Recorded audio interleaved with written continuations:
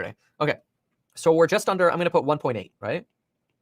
So to get to 1.8 took getting to the highest short level since 2020. That's insane. And this is all on fears that interest rates are going to go up, right?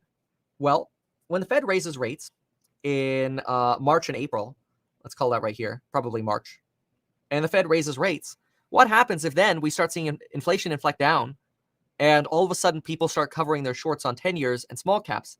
Could we potentially get a rally? My belief is yes. I believe that the massive amount of shorting is really just euphoric speculation in reverse. And it's basically anything, fundamentals aside, that that has low earnings today or a higher valuation, short, sell, sell, sell. And with the amount of liquidity that we have on the sidelines, I would not be surprised to see some form of a massive short rally at some point this year. No guarantees, unfortunately. But unless we go into a recession where these shorts will get proved right, which I don't think we're going to recession, I believe we'll end up seeing these shorts cover substantially and see a nice short squeeze in a substantial amount of not only companies, but also the bond market. So, and you could really have it happen. It can happen vice versa. I mean, you could see a short squeeze in the bond market, trigger a short squeeze in the stock market. You could see a short squeeze in the stock market, trigger a short squeeze in the bond market. You could see that vice versa approach.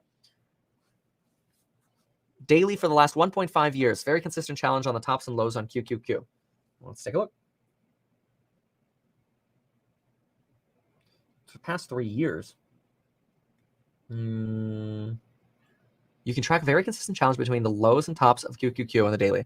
Okay, let's try to take a look at that. So really, you're talking about drawing. Okay, let me just go to the weekly here, because that's going to compress this a little bit more. This is the QQQ. You're saying last 3 years, which would take me to 2019, would take me to about right here. I'm going to try to draw what you're describing.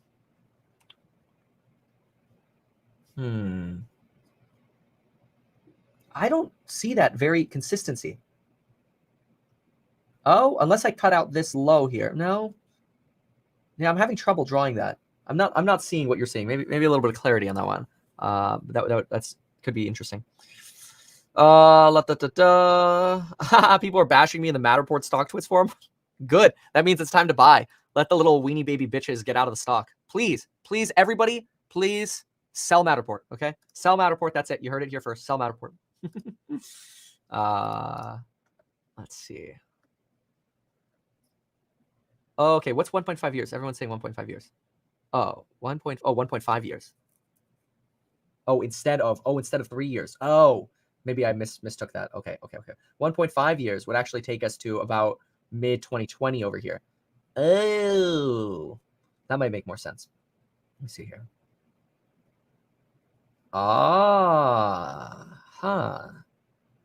Okay.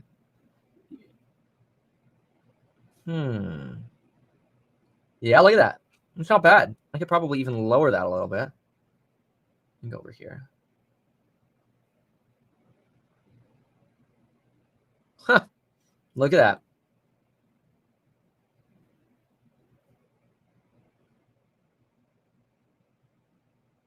That is not bad. That is not bad. That's a good one. That makes sense. Look at that channel. Isn't that something? That's really cool. So look what you had over here, folks. Let me draw these to a similar endpoint. It just makes a little more sense here. Okay, there we go. But then it looks confusing. I'm not gonna do that. I'll do this. There we go. Okay, so look at what you have here. You have the dip of the election, the pre-election fear right here, and then the rebound. You almost go into this overbought territory here.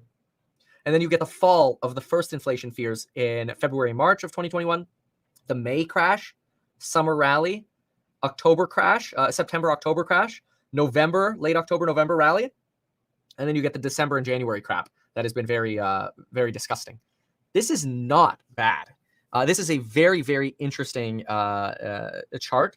And dips are not over until moving 200, or if that's the next dip. Calls are I haven't seen us go to the moving 200. I mean, look at the chart. The moving 200 is the red line here. Still need to touch the 200-day moving average. Where does it ever touch the 200-day moving average? You know, it's trapped because of I think it's weighted down because of the recession. You know what I'll do is I'll try maybe a 100-day for you. Let me go to the 100.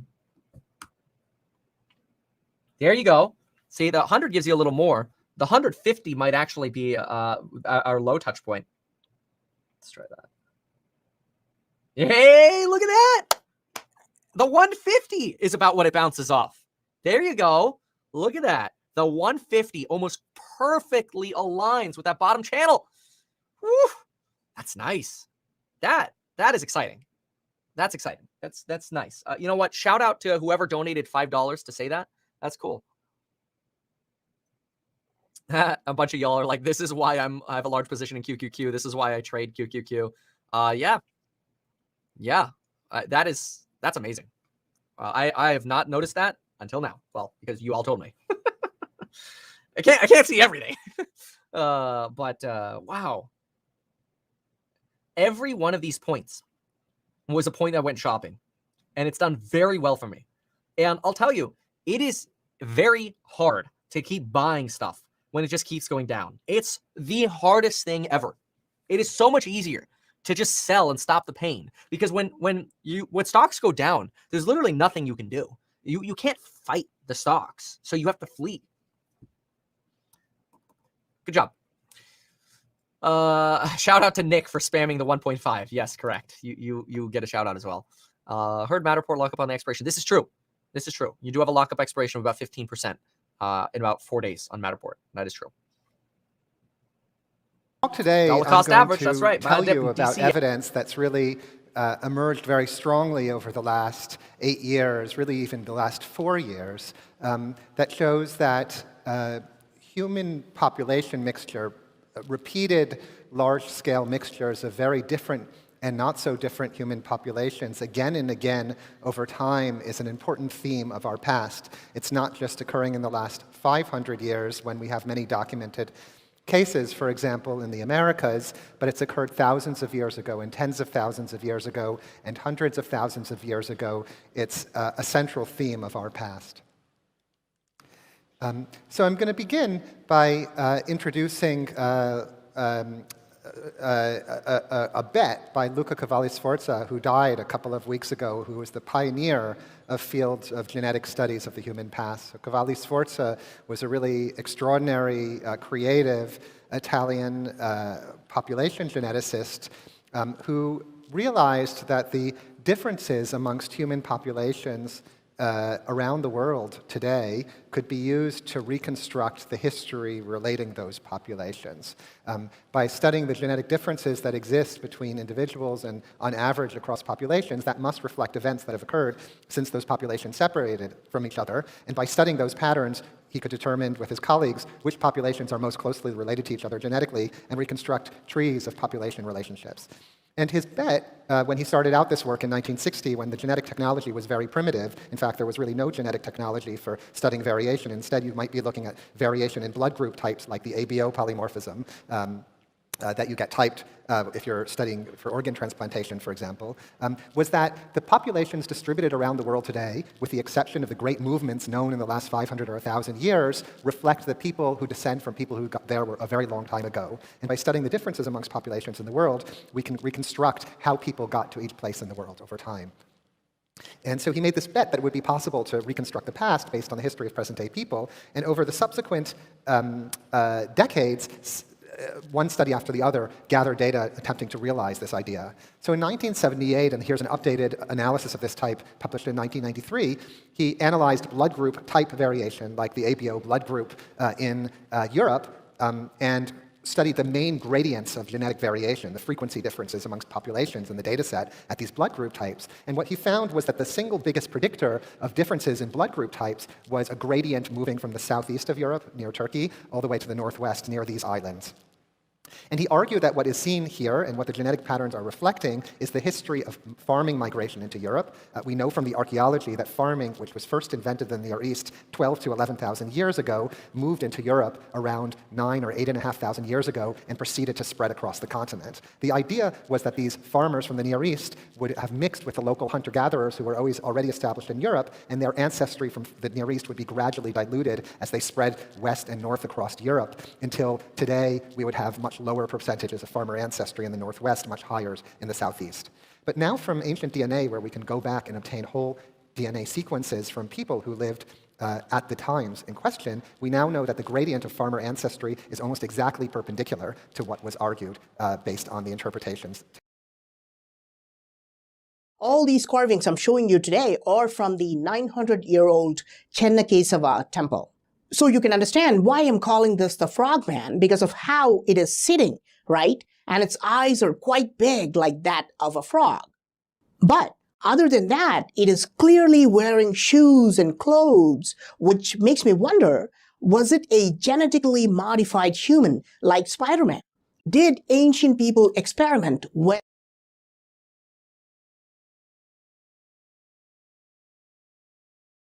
body is definitely human, but what about the face? What animal is this? It clearly looks like a sheep or a goat, but the hairdo is very similar to the hairdo of the women shown in the other carvings of this temple. By looking at the body, we can clearly understand that this is a female and she's holding some strange pointy things in both her hands. So why did ancient builders carve these strange figures in this ancient temple? Most historians agree that sculptors carved what they saw. When they look at a beautiful carving like this, they say, oh, the sculptor must have seen a woman in this dancing posture. That's why he carved it. So, did the sculptors also see these genetically modified figures in ancient times? Did ancient builders know about genetic engineering? In this temple, unlike any other temple, there is a big corner dedicated to the Nagas, the serpentine gods. This whole area is full of Naga carvings. In the center, there is a giant female Naga with a 7-headed snake guarding her from the top. Locals are still worshipping her with flowers and saffron powder. Why? Because Naga is a symbol of fertility. Women without children come and worship the Nagas and hope the Naga will bless them with babies. And what's really interesting is that the entire wall is full of carvings reminding us of DNA strands, because these intertwined Nagas look very similar to the double helix structure of the DNA strands. And here you can see a bunch of sperm swimming, racing to fertilize the ovum to create more life. Is this all just a coincidence, or did ancient builders experiment with genetic modification? Here is a Naga figure holding a human in her lap. No, she's not holding a baby. She's holding a grown woman. Look at the fully grown breasts on that woman. And the Naga with her hood behind her head is shown much larger, holding the woman in her lap.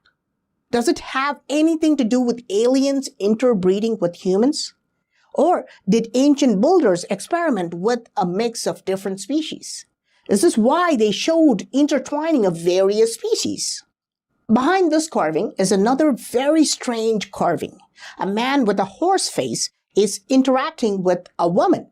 This sounds really interesting because so far we saw the frogman and the goat woman just being alone. But now we can see this horse-faced man with a human female. Sorry about my shaky video. These weird figures are mostly carved in inaccessible locations, so I'm struggling to show them to you.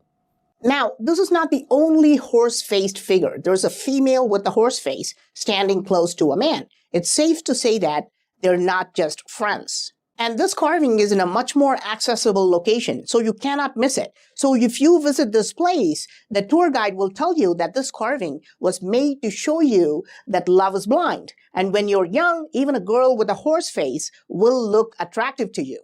But this theory is wrong.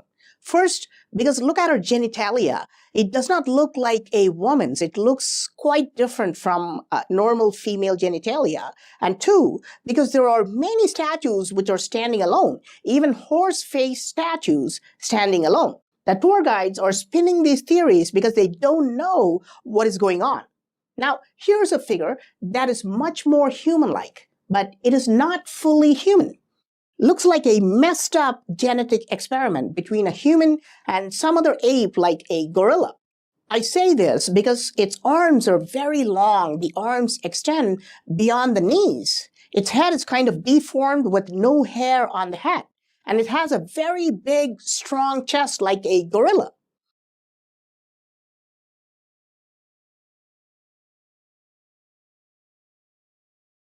Unbelievable. Again, I've never seen.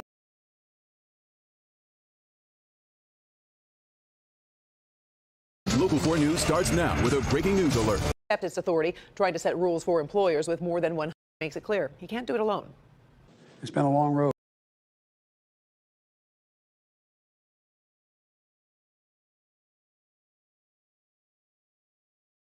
China completes an artificial moon, more power battles at the highest level of the Chinese Communist Party, and sinister developments at the Olympics.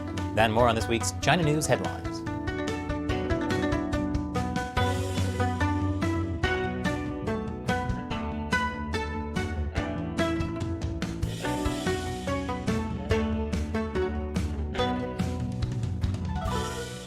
Welcome to China Uncensored. I'm Chris Chappell. China has built an artificial moon. And this is not a joke. It was inspired by a 20-year-old experiment that used magnets to levitate a frog. Maybe Chinese leader Xi Jinping is looking for ways to deal with a certain pesky toad. Send him to the moon. But China's artificial moon might not quite be what you're imagining. These are the schematics. It's a vacuum chamber housing a 2-foot-wide artificial moon made up of rocks and dust. The magnets essentially recreate the gravity on the moon, a sixth of what it is on Earth. When the field is strong enough, it can magnetize and levitate things, from a living frog to a chestnut, against the gravitational force. Why are scientists so into levitating frogs? Anyway, this artificial moon is the first of its kind, according to the lead scientist from the China University of Mining and Technology. The artificial moon will allow Chinese scientists to simulate a testing Jabba's ascension as the leader of the Hutt clans wasn't a traditional rise to power. It wasn't something that Jabba had been planning over the years, and wasn't even something that he necessarily sought. Jabba was one of the most powerful members of the Grand Hutt Council, a group of Hutt leaders who dictated how their shadow empire should be run. Since its creation by Budala Hestilik Emura, which is Legends, the Hutt Council has managed to avoid direct confrontation with its rivals throughout the galaxy, and prospered by using bounty hunters, slaves, and other indirect means of dealing with enemies. But something happened to the Council. Just a few days after the Empire invaded Bespin, that would be their doom. All of its members were killed, and the one who survived, Jabba, decided to rule by himself. This story actually starts with Boba Fett, interestingly enough. After departing with Han Solo's body frozen in carbonite, Fett charted a course for the smuggler's moon of Nar Shaddaa. While there, Fett had to leave Solo's containment cell in the streets, while the bounty hunter fought in an arena to earn some credits. When Fett returned to Solo, he found that the smuggler had been stolen. Hera, now leading Crimson Dawn, had stolen Solo, and was using him as her prize attraction for an intergalactic auction. Hera invited every crime syndicate and Hutt clan to join in her event. Of course, Jabba came. He brought with him the other members of the Grand Hutt Council as well, Boku, Marlo, Mika, and Connie. During the course of the event, Jabba managed to place the winning bid, but he went to claim his prize when Darth Vader and a contingent of Imperial troopers interrupted the evening's events. At first, Jabba tried to stop Vader, but the memories of his first meeting with Vader were still fresh in his mind. Shortly after the destruction of the first Death Star, Vader had visited Tatooine in order to negotiate a deal on behalf of the Empire. At first, Jabba tried to use his hired muscle to intimidate the Dark Lord, which of course was a mistake. Vader ignited his red lightsaber and ran the blade through every fighter in the room. He then turned his attention to Jabba, and while the Hutt tried to smooth talk his way around the situation, Vader used the Force to choke the giant slug. Jabba would never forget that first encounter. So after Vader claimed Solo's body, Jabba wisely protested only a bit, simply stating that he had rightly won his body with a 1 million credit bid. After Vader threatened the Hutt, Jabba withdrew his argument. Your position is persuasive, Lord Vader. Please, take Solo.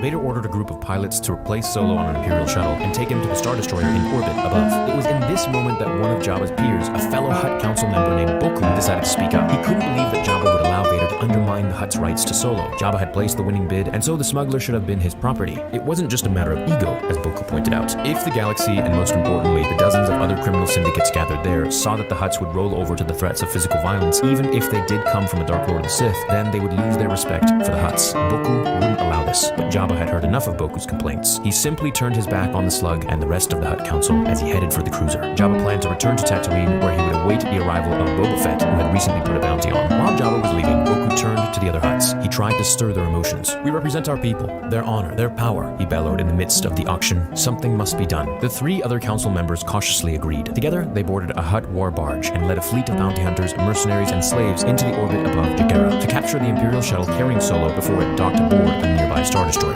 As the Council's army circled around the tiny Imperial shuttle, Boku stared down at the battlefield and stated, "Now the Empire will learn why you never insult a Hutt." Perhaps Boku was too arrogant, in my opinion. The Imperials had superior weapons in this battle. A Super Star Destroyer, Vader's infamous executor, orbited above the planet Jakara, where they immediately noticed the hodgepodge assembly of Hutt forces and ordered a squadron of TIE fighters to handle them. Before the TIEs could get there, a group of weak-way pirates employed by the Hutts launched mad clams from their scavenger vessels and secured the shuttle. They tried to reel it in. The TIE squadron bridged the gap too quickly. In a matter of seconds, green cannon fire filled the skies, and the Hutt's makeshift flotilla was quickly falling apart. Not wishing to press the attack any further, the TIE fighters managed to free the Imperial shuttle carrying Solo's carbon cell, and did nothing more. They wouldn't further their attack by taking on the Grand Council's war barge. For the time being, the crime lords hadn't done anything irreversible. Emotions were high after Vader had made off with Solo's body, and the Empire would be willing to forgive the Hutts over the following months. After all, Palpatine needed the Hutts to keep the Outer Rim under control. As the TIE fighters escorted the shuttle back to the Executor, Boku struggled to calm himself aboard the Hutt barge. The other three members of the Hutt Council kept trying to talk him down. "You are taking this too personal, Boku. Remember, emotions are expensive," Marlowe stated. But their conversation was interrupted. An emergency transmission had reached the ship, and it was a private message for Boku. Boku talked to the mysterious voice on the other side, and after a while, he simply turned his head down and said, "Await the dawn," before ordering the entire Hutt fleet to stage a full-on attack against Vader's Executor. Boku had been working on behalf of Kira and the Crimson Dawn the entire time, and now, in a last-ditch effort to serve its ends, Boku was sacrificing the Grand Hutt Council. Of course, the Hutt fleet was decimated by a squadron of TIE fighters aboard the Executor. As the Imperial pilots rallied and dozens of fighters poured out of its hangars, the space above Jakara once again filled with green cannon fire. In the chaos, the commander aboard the Executor directly contacted Emperor Palpatine and asked how he should handle the situation with the Hutt leadership. They had a shaky alliance with the Hutts, and even though they were in open combat with the Imperial army, the Empire had to be careful how they handled it. So the Emperor ordered only the insurrectionists to be punished, and by his second in command, in a few short moments, Vader boarded the Hutt barge. He killed the weak-way thugs who guarded the hulls and stormed the bridge. With a quick flip of the button, he ignited his red lightsaber and cut through the 4 Hutt Council members on board. As the TIE fighters outside finished off the last remaining members of the flotilla, the battle above Jakara came to an end. And halfway across the sector on Tatooine, Jabba the Hutt sat in his palace. When Boba Fett finally arrived to deliver the body of Solo, Jabba tried to draw Fett into an upcoming conflict between the Hutts and the Crimson Dawn. "The Council is dead," Jabba said, showing no emotions, "which leaves me as the sole authority over the clans." It was true. In the absence of the Council, Jabba assumed rule of the clans, and in effect, ruled the entirety of the Outer Rim. You know, I know a lot of people really didn't like Solo. I actually didn't mind it. I thought it was pretty fun. And I think if we got Solo 2, which I'm hoping that we're going to get in some sort of a spin-off series, maybe about Lando, or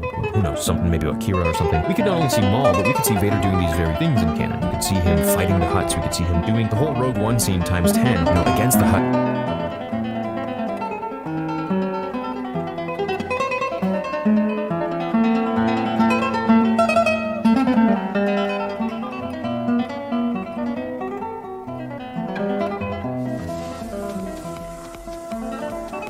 They haven't changed too much. Looking at 9 inches, 10 inches in the Des Moines, Iowa area, right through, facing away from the Earth. But it is turning towards the Earth right now.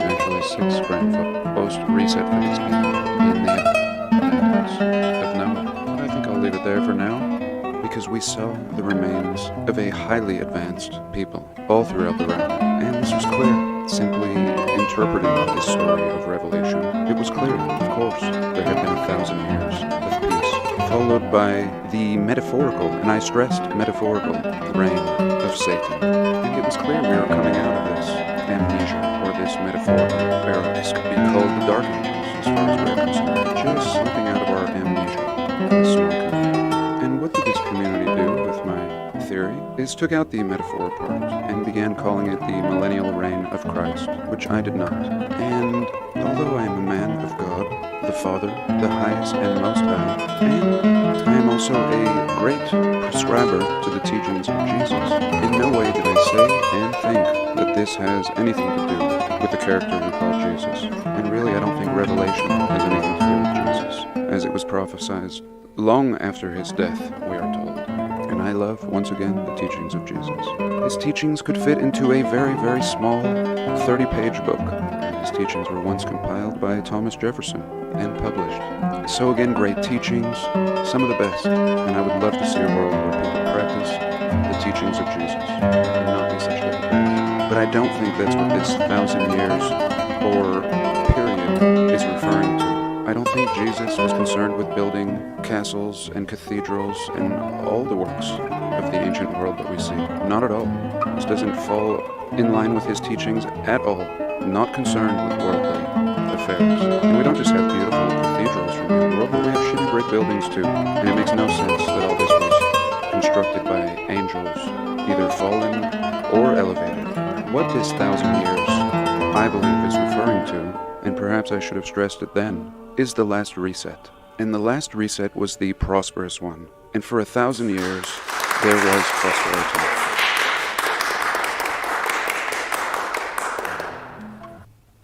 So we'll continue with some more Bach. This is going to be the first violin sonata by Bach, all 4 movements.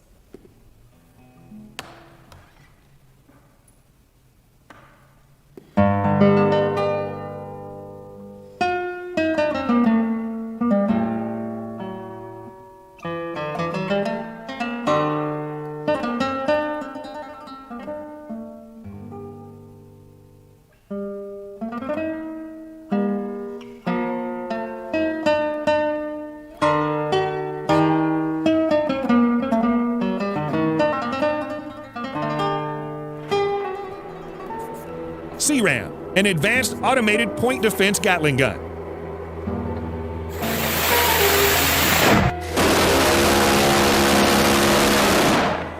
Indirect fire from mortars, missiles, and artillery shells is a very serious concern for armed forces in a battle. But thanks to point defense systems like the CRAM, indirect fire of this nature may have met its match. The CRAM, standing for Counter Rocket Artillery and Mortar, is a land-based Phalanx weapon system with the capability of integration with other protection sensors and systems. The system is designed and manufactured by the American company Raycon. Phalanx is a rapid-fire, computer-controlled radar and 20mm gun system that automatically acquires, tracks, and destroys enemy threats that have penetrated all other ship defense systems. The Phalanx was designed in the beginning as a ship-based anti-missile system. The Centurion weapon system mission represents a revolutionary approach to countering insurgent activities by intercepting rockets, artillery, and mortar rounds in the air before impact, thereby reducing or eliminating any damage they might cause. The CRAM's naval equivalent, the Phalanx Close-In Weapon System, CWIS, was first developed as an automated weapons defense system in 1973 and incorporated a 20mm M61 Vulcan Gatling gun autocannon used since 1959. The Navy Phalanx system was first appraised as a possible ground-based variant in 2004. Phalanx was selected partly because it could be readily interfaced with a multitude of sensors and systems designed to provide an overarching protection umbrella of sights on the ground.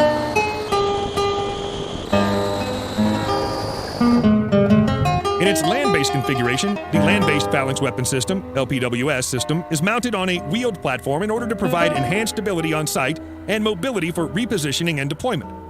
The Centurion CRAM can, for example, be mounted on a trailer or the rear side of the Oshkosh truck. In October 2008, Raytheon and Oshkosh unveiled the Mobile Centurion, which mounts the system on a hybrid electric heavy expanded mobility tactical truck. The first battle-ready CRAM system was deployed to Iraq in 2010 in order to protect the Green Zone, an area in Baghdad used as an American embassy. Trials of the system show that it was capable of knocking out 70 to 80% of rockets and mortar shells fired within its area of control. The CRAM system has successfully intercepted hundreds of rockets and mortar shells fired at the Green Zone, thereby proving the system's capability as a defensive system.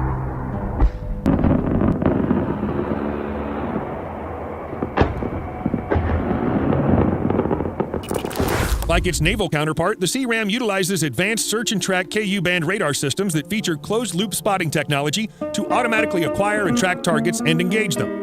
Ku-band, in case you're not aware, is a portion of the electromagnetic spectrum in the microwave range of frequencies between 12 and 18 gigahertz. Similar systems were installed on the Space Shuttle to help identify and track other spacecraft.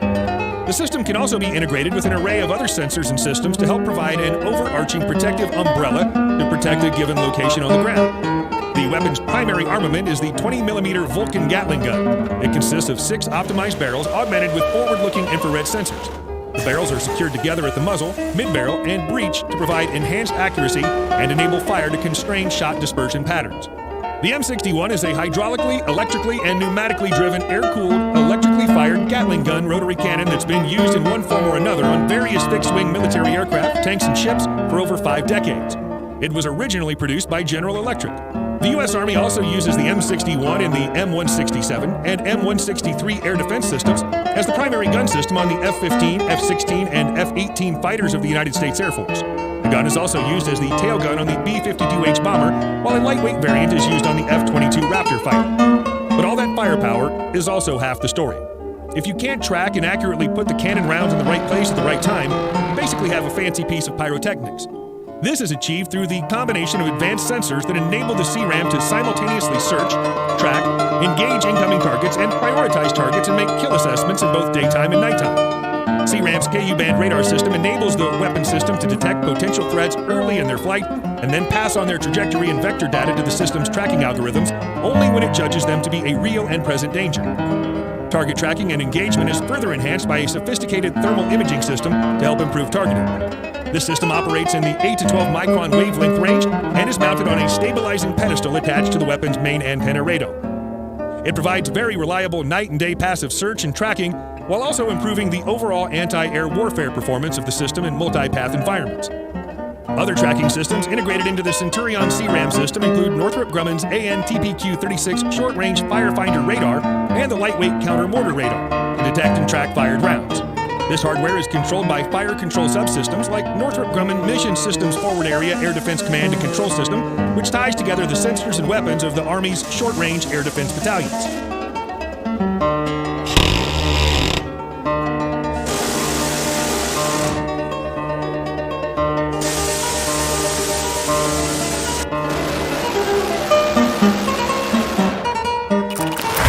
As you might expect, such a sophisticated piece of kit does not come cheap.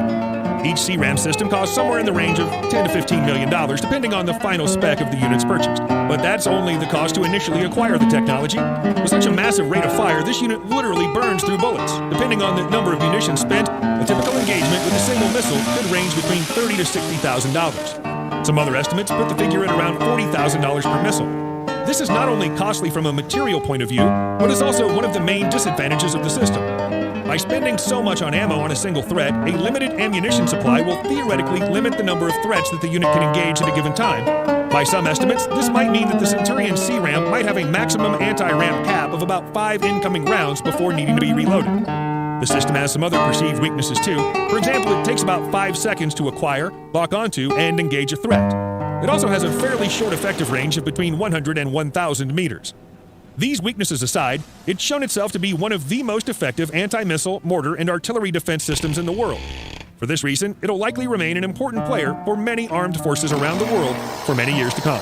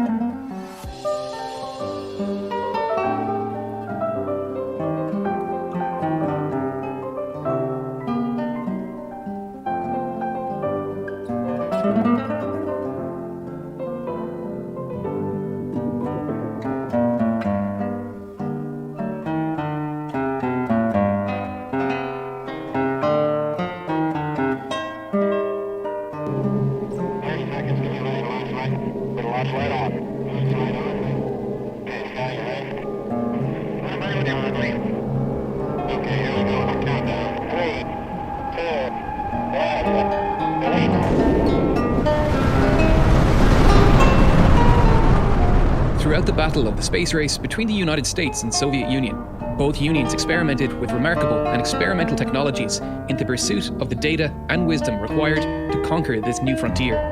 The task of gathering this data itself was a tremendous challenge that required new aircraft capable of reaching the edge of space and pushing the boundaries of human understanding. One plane that stands out during the ascent of the space race was the X-15, a plane designed to be the first to break into the hypersonic regime and climb past the Kármán line, 100 kilometers above the Earth's surface, and break into space. The plane would help NASA develop the materials needed to survive the intense heat of re-entry, the structures needed to ensure stability and control in the hypersonic flight regime, and the development of control mechanisms for the vacuum of space, while providing the impetus to develop several new technologies required to allow humans to survive the vacuum of space, like the first of its kind, fully pressurized spacesuit. This was the world's first space plane. The plane laid the groundwork for both the Apollo program, the Space Shuttle, and the SR-71. To this day, the plane holds the record for the fastest ever crewed flight with a top speed of 6.7 Mach, leaving even the SR-71 in the dust as this rocket-powered plane powered through to the edge of space. This is the insane engineering of the X-15. When the X-15 was first proposed in the 1950s, no other aircraft came even close to its proposed capabilities in both max altitude and max speed. The closest any previous plane came was the X-2, which topped out at a max speed of Mach 3.2, less than half of the eventual record the X-15 would achieve. The X-15 wasn't a step forward in capabilities, it was a tremendous leap that would require the best minds in NASA, or the NACA as it was called then. The first step on this road to the record 6.7 Mach was developing an engine capable of powering such an aircraft, and for this, the designers had to turn to rocket propulsion. Even the advanced hybrid engines of the yet-to-be-developed SR-71 couldn't push into the hypersonic regime, and no air-breathing engine would be able to function at the altitudes the X-15 was targeting. The engineers knew the engine they required would need to produce around 240 kilonewtons of thrust at sea level with an ability to vary thrust output, while fitting into the narrow body of the plane. This powerful engine did not exist, and developing it would prove to be one of the greatest challenges facing the X-15. The first problem to solve was this variable thrust output, which was desired to give pilots more control over the aircraft and allow for testing at various speeds. Blasting straight into the hypersonic regime without extensive testing at lower speeds would have proved disastrous, as the difficulties of frictional heating were yet to be solved. Older engines, like those of the Bell X-1, the first plane to break the sound barrier, achieved variable power output by simply selectively igniting 4 separate combustion chambers. This provided stepped power output, but not true throttle. The X-15 needed finer control than this, and needed to achieve it without adding significant weight and complexity to the engine. Added complexity would decrease the safety, putting any pilot in danger, while any added weight would significantly reduce the maximum altitude the plane could achieve. The X-15 achieved this control by varying the speed of its turbopump, which is the pump which forces the oxidizer and fuel from their respective storage tanks into the combustion chamber. Pumping fluid at the rate a rocket consumes it is actually a tremendously difficult challenge. The X-15 carried 8,165 kilograms of fuel and oxidizer, which the plane burned through in 85 seconds. That's 5,897 kilograms per minute. That task would require a powerful pump, and that pump would need a powerful energy source. Now, it may seem like an obvious choice to simply use a portion of that rocket fuel to power the pump, and indeed, this is how modern rockets like the SpaceX Merlin engine power their turbopumps. Turbopumps operate by spinning a turbine using hot, fast-flowing gas, but using the products of rocket fuel combustion in a spinning turbine would quickly lead to severely melted and broken turbines. The combustion products of rocket fuel are simply too hot for this application. The Merlin engine gets around this by using a very fuel-rich mixture for the turbopump pre-burner, which leads to incomplete combustion and lower exhaust temperatures. That exhaust has a large portion of useful fuel contained within it, but the sooty exhaust is not suitable for addition to the main thrust chamber, so that fuel is simply dumped overboard. You can see that fuel-rich sooty gas coming out of the exhaust here on the Merlin engine. The X-15 used an entirely separate fuel to power its turbopump. A monopropellant like hydrogen peroxide decomposes in an exothermic reaction when in the presence of a catalyst. In this case, hydrogen peroxide was passed through a silver screen catalyst, which caused the hydrogen peroxide to decompose into oxygen and superheated 737 degree steam. It was this superheated steam that drove the turbine, and the speed of the turbine could be controlled by simply adjusting the amount of hydrogen peroxide passing over the silver catalyst with the use of control valves. The exhaust of this system was then simply dumped overboard through this exhaust port. This was not the only use for hydrogen peroxide on the X-15. A similar system powered the Auxiliary Power System, or APU, which powered the plane's electronics. The pilot would also need some form of control when outside of Earth's atmosphere, where the plane's aerodynamic control surfaces would no longer work. So, the plane was fitted with thrusters on the wing tips and nose to provide control while in space. These thrusters were also powered by hydrogen peroxide. Using hydrogen peroxide to power the turbopump came with some challenges. This turbine operated 2 separate impellers, one for the liquid oxygen storage tank, which operated at 13,000 RPM, and one for the anhydrous ammonia tank, which operated at 20,790 RPM. These different pumping speeds ran on the same drive shaft, which necessitated gearing to achieve the appropriate fuel mixtures, but also incorporated serious safety concerns over accidental fuel leakage from the respective hydrogen peroxide, liquid oxygen, and anhydrous ammonia lines, as a spinning shaft is more difficult to ensure an adequate seal. Double seals were placed between each section in an effort to prevent mixing, while a system of pressurized helium purged the system. The choice of liquid oxygen and anhydrous ammonia was an interesting one. This engine needed to be powerful, extremely powerful, and getting it to the required thrust levels was going to need the right fuel and oxidizer combination. When speaking of rocket power capabilities, one of the first stops is specific impulse. Specific impulse describes how efficiently a fuel can convert its mass into thrust. To understand this, let's first look at the total impulse, which describes the thrust force generated over the entire burn period of the engine. We can graph this rather easily by plotting the thrust the engine is providing in each second of its flight. That may look something like this. The total impulse is found by finding the area under this graph, which gives us the total energy the rocket released. This is a useful metric in itself, but specific impulse is better because not all propellants are born equal. Two different fuel and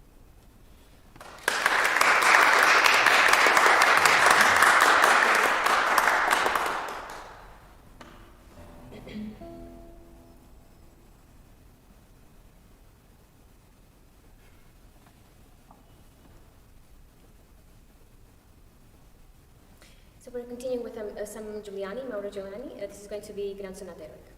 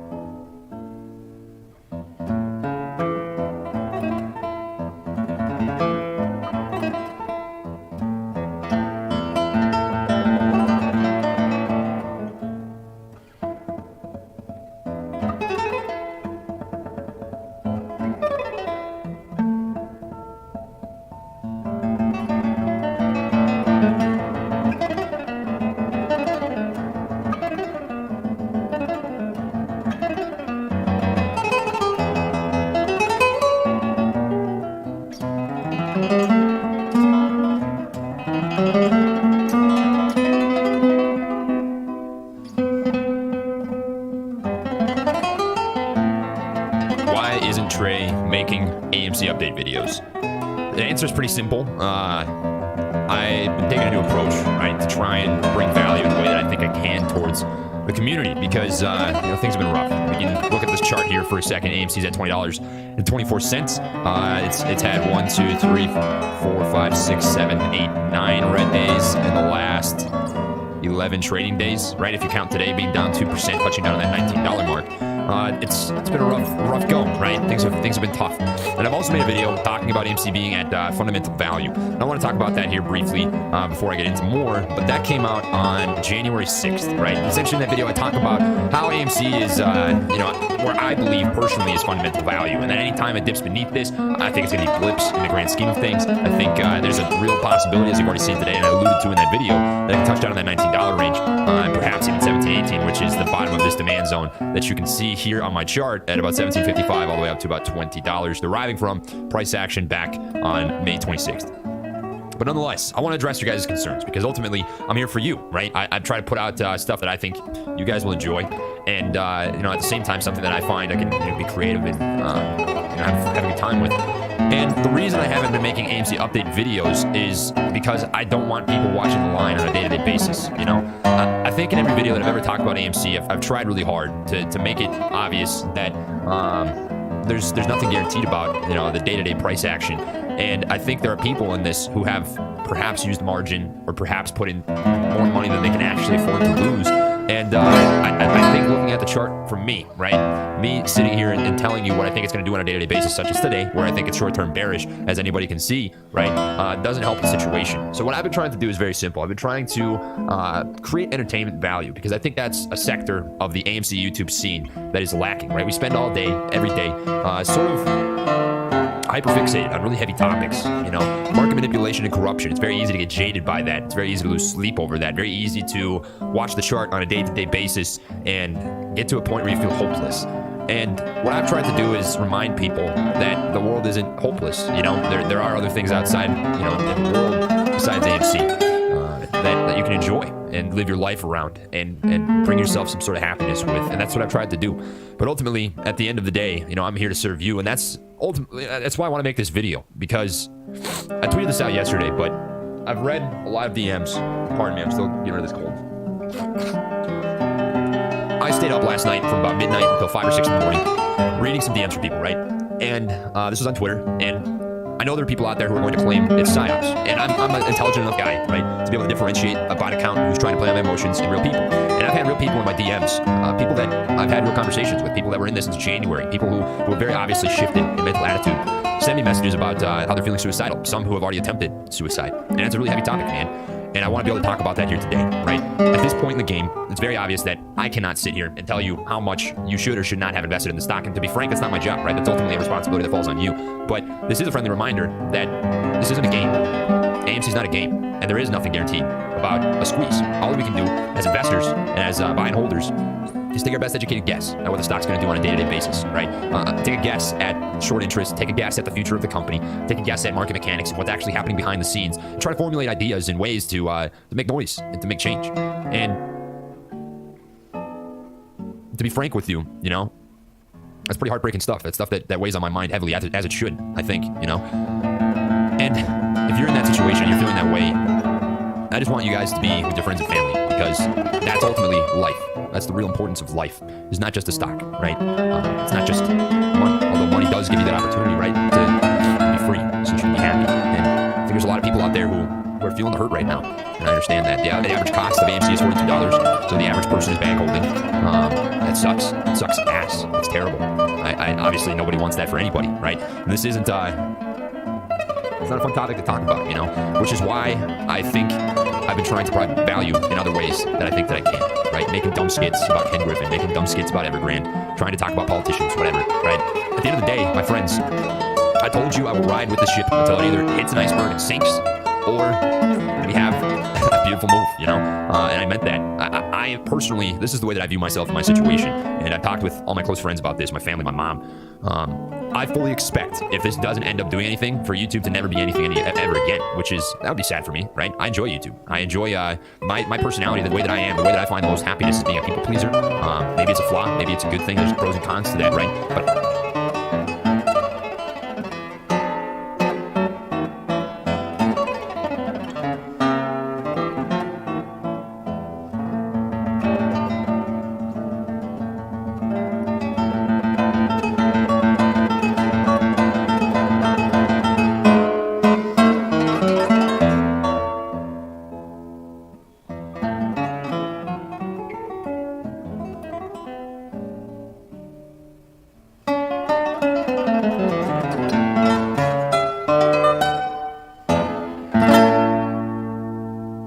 Decades after the idea, the James Webb Space Telescope has finally made it to space. Launched on this decade, the telescope studied its deployment before it was sent to space. Scientists are depending on the telescope to know the truth about our existence, and also if there is any other life in this universe other than ours. The telescope fans are curious to know about its deployment and what's next for this masterpiece. They are asking if the telescope is really going to find the answers to our creation. Welcome to Cosmos Lab, your one station for all the news from space. Join us in today's video to find out about the deployment of the James Webb Space Telescope, its goals, and what's next for this massive beast. The James Webb Space Telescope is the world's most powerful and largest space telescope. It is an infrared space observatory that launched on December 25, 2021 from ESA's launch site at Kourou in French Guiana on board an Arianespace Ariane 5 rocket. The telescope will let scientists to peek back 200 million years after the Big Bang to see how our cosmos looked. Images of the first galaxies ever formed will be captured by the telescope. It will also be able to peek inside the dust clouds to see where new stars and planets are developing, as well as investigate the atmospheres of planets orbiting other stars. It will be able to observe objects in our solar system from Mars outward. The $10 billion James Webb Space Telescope will explore the cosmos to learn more about the universe's history, from the Big Bang to the birth of alien planets and beyond. It's one of NASA's great observatories, huge space instruments that include the likes of Hubble Space Telescope to peer deep into the cosmos. After being launched on Christmas Day, the James Webb Space Telescope will journey over 8 billion miles or 1.5 billion kilometers to its permanent home, a Lagrange point, a gravitationally stable place in space. At the second Lagrange point, the James Webb Space Telescope will orbit the Sun, L2. L2 is a location in space near Earth that is opposite the Sun. This orbit will keep the telescope in alignment with Earth as it orbits the Sun. Several other space telescopes have used it, notably the Herschel Space Telescope and the Planck Space Observatory. If Webb gets to the right zone, it can use a minimum of fuel to stay in place, thanks to a near-perfect alignment with the Sun, Earth, and Moon. The new observatory, the world's largest space telescope, successfully unfolded its final primary mirror piece on January 8th, capping one of NASA's most challenging space deployments ever. After the deployment, engineering teams cheered back at the Space Telescope Science Institute in Baltimore, Maryland, as the National Aeronautics and Space Administration announced on Twitter the final wing was deployed. Final wing is now deployed. Short celebration, but we've still got work to do. Engineers are working to latch the wing into place, a multi-hour process.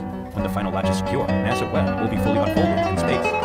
Webb's 5-layer sunshield, a 70-foot-long kite-shaped structure that acts as a parasol, was deployed to keep the telescope's equipment cool so they could detect tiny infrared signals from the remote reaches of the universe. The sunshield will be permanently installed between the telescope and the Sun, Earth, and Moon, with the sun-facing side designed to resist temperatures of up to 230 degrees Fahrenheit or 110 degrees Celsius. The telescope was folded up because it was too large to fit into the nose cone of a rocket in its working condition. According to NASA, unfurling has been a sophisticated and difficult process, the most difficult of its kind ever attempted. However, it has now been successfully deployed, and according to NASA officials, we have still got work to do. So what is this work, and what is next for this gigantic space telescope? Webb is expected to arrive at its insertion location by January 23rd. John Durning, Webb's deputy project manager at NASA's Goddard Space Flight Center, after the deployment in a press conference from Webb's control center at Space Telescope Science Institute in Baltimore, Maryland, said to the reporters that, as Webb prepares for the engine fire, team members will spend the next 15 days aligning the 18 mirror segments to essentially perform as one mirror. I should say also that Webb will start turning on the instruments in the next week or so, Durning added. And then, after we get into L2, as the instruments get cold enough, they, the engineers, are going to start turning on all the various instruments. L2 is an excellent area for Webb to carry out its mission. Webb will work in the darkness required for heat-seeking infrared studies due to the considerable distance from the Sun and the use of a sunshield. Infrared wavelengths will allow the telescope to spy through the dust to examine things like nascent exoplanets or the interiors of distant galaxies, all in the pursuit of a better understanding of the universe and its development. The billion-dollar Webb Space Telescope, which will be more powerful than the Hubble Space Telescope, will survey the sky for light streaming from the first stars and galaxies that were created 13.7 billion years ago. To do so, NASA had equipped Webb with the largest and most sensitive mirror ever launched, dubbed the Golden Eye by scientists. This mirror is composed of beryllium, a lightweight metal that is also strong and resistant to the cold. Each of the 18 segments is coated with an ultra-thin layer of gold that reflects infrared light extremely well. You can know more about the structure of the James Webb Space Telescope in our previous video. The Webb mission crew is now focused on guiding the telescope to its first destination while also bringing crucial components of the observatory online for astronomy research. The hexagonal coffee table-sized segments must be adjusted in the days and weeks ahead so they can focus as one on stars, galaxies, and alien worlds that might hold atmospheric signs of life, the main goal of this telescope. This universe is vast, and the scientists are curious to know about it. Many missions have been conducted, and telescopes have been sent to space, but James Webb Space Telescope is going to make history by finding the signs of life. According to NASA, in our effort to understand the universe and our beginnings, the James Webb Space Telescope will be a huge step forward.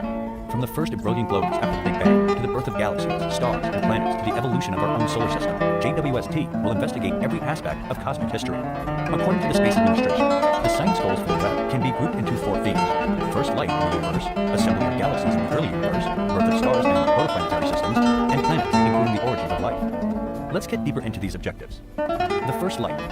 Webb is frequently referred to as a time machine, and in some ways it is. We see distant objects as they were in the past because light from them traveled at a fixed pace.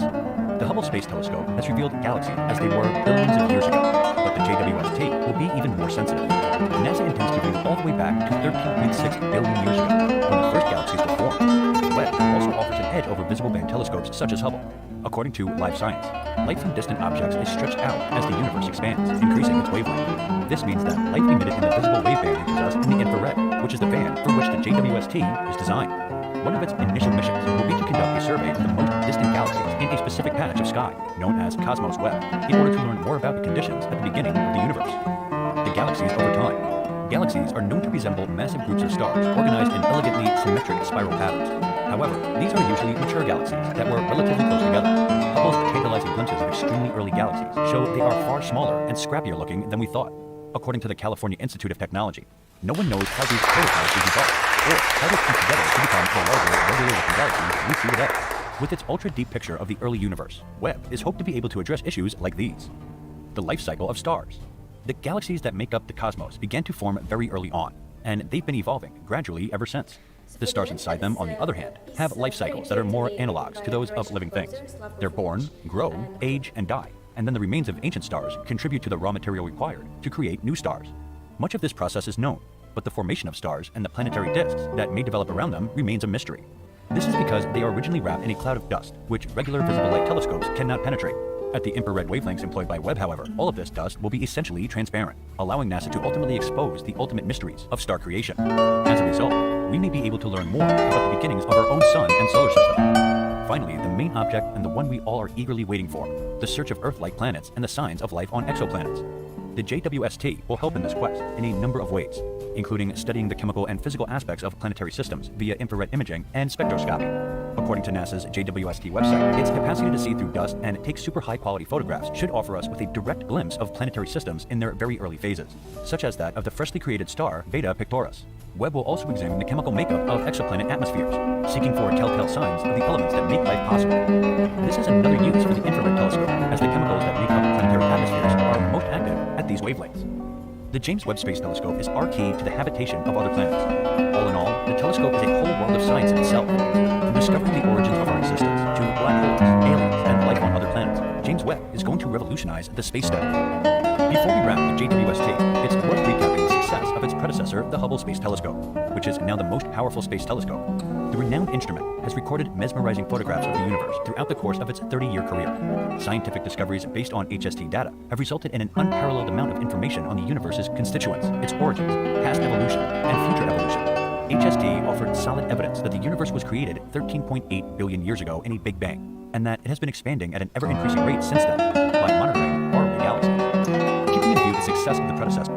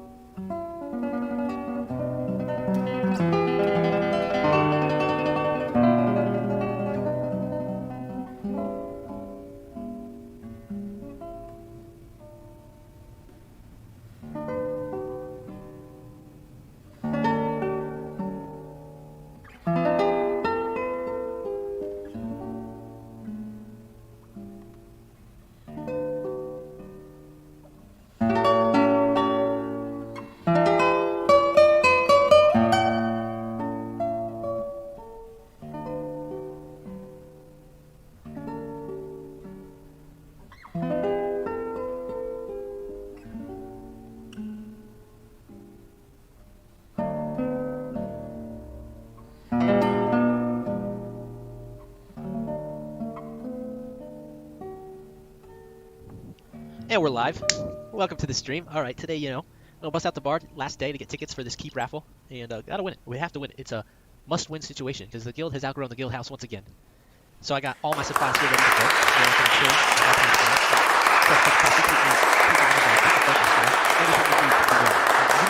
You're dead, just like that. You're just dead. Orange juice, get my vitamin C levels up. Extended gaming sessions, they're known to kill people. I don't want to die. That's why my orange juice to fight against that. No, Saturday morning special, David. You know it, man. I'm about to bang out some monsters. Okay, I practiced it. Let me just kick things off here real quick. I gotta set some stuff up on the streamulator. The streamulator needs to be set up. Still yes, okay. Sure. Here. Try.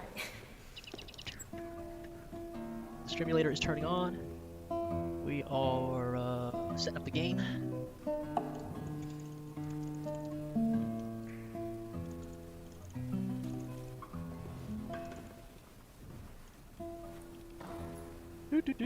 Almost ready to go. I haven't played my Bard build much lately, so I want to play it again. Alright. I think everything's set up. We're good to go. We're going to get started. We got to check the local dungeon bonuses. Weekly dungeon bonuses change every Friday night, so we're going to check things out. See what we got going on. What container scale do I run? On this character, it's just basic. Whatever the entry level is, 100. But on my thief, I run it max. No, I wasn't in the Omni earlier. Oh yeah. What's up, Lee? We gotta get vote, but I'm still macro the character. The raffle's drawn tonight. I think it's 7 p.m. tonight is the raffle. So last chance to get some money. I think my character will be sailing ready in like probably 2 or 3 days. Chris, good morning, man. What a hell of a way to start the day. Just paid for my mistakes, man. And some. Much appreciated. Alright, let's check the bonuses. No charges. That sucked.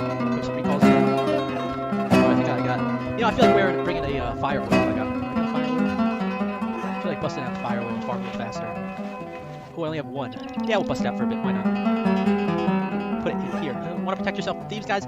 I'm pretty sure this is unstealable now. So I have my key in my main backpack. I have my box here. I don't think a thief can steal from me now if I just keep things in a locked box. Completely unstealable. I gotta make sure my weapon oil is turned on though. Unlock it. You will now use this as your current aspect weapon oil. Awesome. 100% thief protection. Come try and steal from me. Tell me if you can steal from me, because I think that's foolproof. Oh, Chris, thanks, man. I appreciate you listening to that. I had a fun time. I wish I had like a full-time podcast to talk about like video games and life and love and shit like that, because it's fun shooting the shit with people.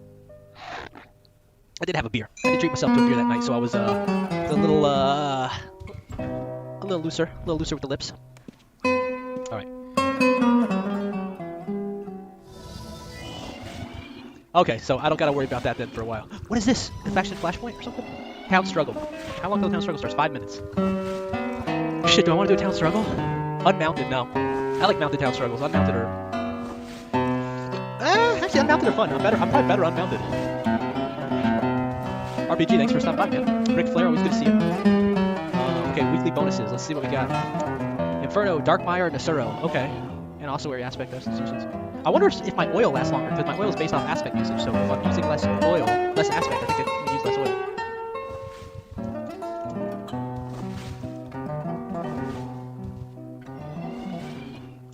Alright, let's check out the weekly quest. Soulforge. Let's go check out the weekly quest and see what we got going on. Oh shit! I didn't set up my macro. Arm, dress, weapon, remove, add new one. There we go. Keep my weapon equipped. I don't even know why I have disarm on this character. I was like, there's no time I'll ever want to take my weapon out of my hand. Never a chance. What is this? Why do I sometimes get like grid tiles? Must be my... I don't know what that is. You got a pet Otheog, Leadweeds? Ryan, man, thanks for stopping by. This is a custom server, but I think it's the most populated duo server right now, so it's a lot of fun. Darkmine, 25k, banging that shit out right now. That's what we're doing. Anything else?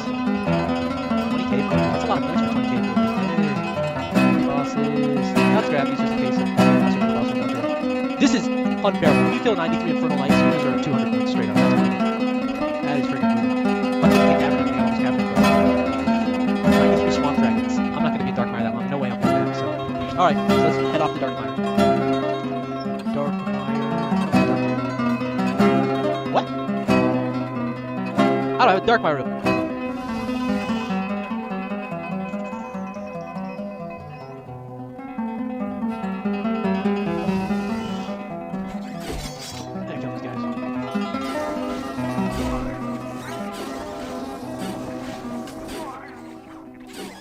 With a chance of rare loot, you gotta kill everything, you know? Run fire aspect this morning on my bard, just because not a lot of things in Darkmire are difficult to bard, so might as well take the extra DPS versus the extra barding ability. Oh yeah. I kinda like that they added the shortcut. This is nice to have a little shortcut to get to the end faster, so that people don't have to sit around with them too if they don't want to.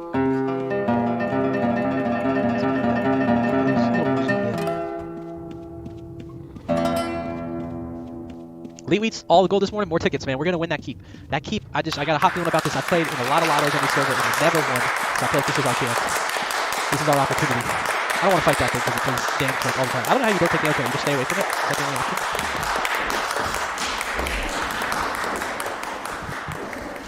Inzi, real good, dude. Congratulations, guys. Steal of the week to Inzi here in chat.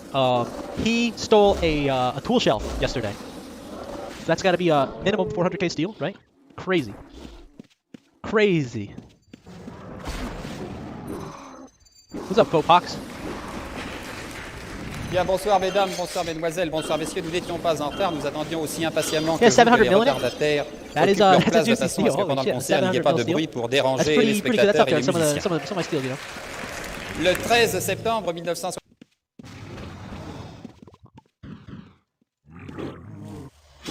Oh shit, did I just get bled? Like a fool.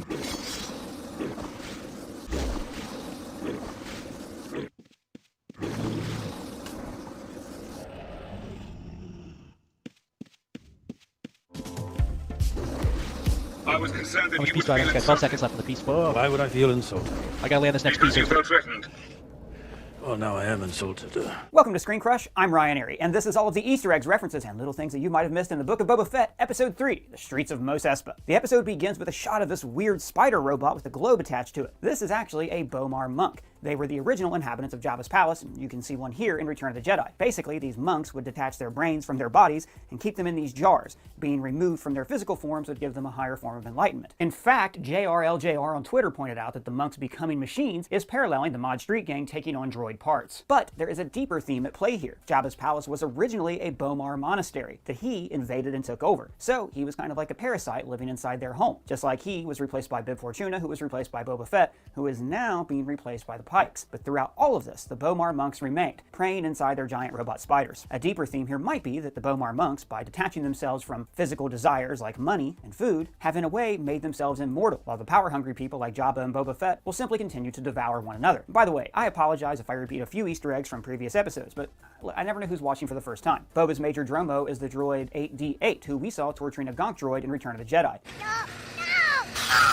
And he's voiced by the immortal Matt Berry. Look, Rick, we all know you've had a coach class trip to hell and back with your dead son, but you've got to get over it. That thing's dangerous. The droid says, after the sail barge disaster. And the channel Heavy Spoilers pointed out that it's interesting that this is the official word on this disaster, that it's not common knowledge that the rebels blew up Jabba's yacht and strangled him to death. The Hutts probably kept the word of that from getting out, because it would have been an embarrassment to their organization. And, as we see later, the Hutts' power has been greatly diminished in the galaxy. He tells Boba the history of Mos Espa's criminal factions, which really seems like day one information, but droids are always withholding key information from their masters. Like R2-D2 never said to Luke, "Hey, I knew your dad. We were like best friends during the war." He name-checks 3 species, saying the Trandoshans rule the city center, where we've seen them hanging out before, the Aqualish took the workers' district, and we see a group of them around a burn barrel in the workers' district here, and the Klatooinians. And I'm wondering if this is the same gang of Klatooinians who tried to capture Grogu in Season 2 of The Mandalorian. After all, both episodes took place on Tatooine.